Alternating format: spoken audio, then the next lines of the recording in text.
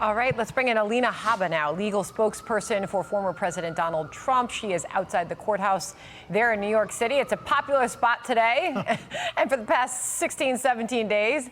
Alina, your thoughts as we do await cross-examination to begin of Michael Cohen.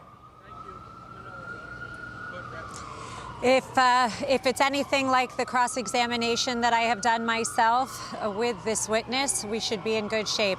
Look, the end of day is we haven't heard one thing, not for 17 days, just like Lydia said. And the one thing we're not hearing about up there is very simple. What did President Trump do wrong? Because this is a books and records case about how President Trump, who was in the White House, allegedly committed a crime. How could that have happened? And I am yet to hear that. And I think there's a lot of noise, there's a lot of distraction, but I want to keep the American people on point. The indictment goes to a books and records crime. A book and record crime that was done at Trump Tower by an accountant that booked a legal fee as a legal fee. As President Trump said earlier, he didn't book it as construction, he didn't book it as electrical work. It was a legal fee to Michael Cohen. It's unbelievable what I'm seeing. There's a lot of distractions, a lot of the look at the shiny ball over there, but I assume they're going to rest soon, and I'm looking forward to us being able to put on our case in chief. You know, I don't know if you know it, Alina, we had Lanny Davis on just a little while ago. He and I were talking off camera, and he said that you were very tough in your cross-examination of Michael Cohen in that other case. I'm not asking you about the witness here, even though I will mention his name. I'm talking about Judge Merchan's potential instructions to the jury.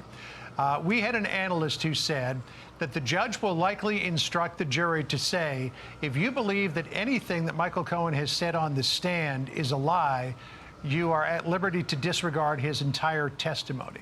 How do you think that instruction might play with the jury, given what we've been hearing?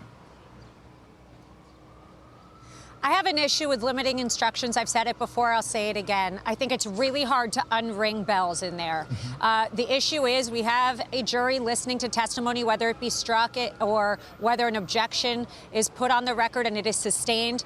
I still stand by the fact that some of it should just not come in. We have to be careful. Juries are definitely there listening intently, we hope, and we hope they still listen when we put on our case. But I will tell you that I'm not really sure a limiting instruction can correct some of the wrongs that I've seen. So, Alina, how would you go at Michael Cohen here?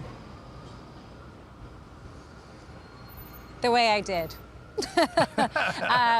You know, I can't speak about the witness.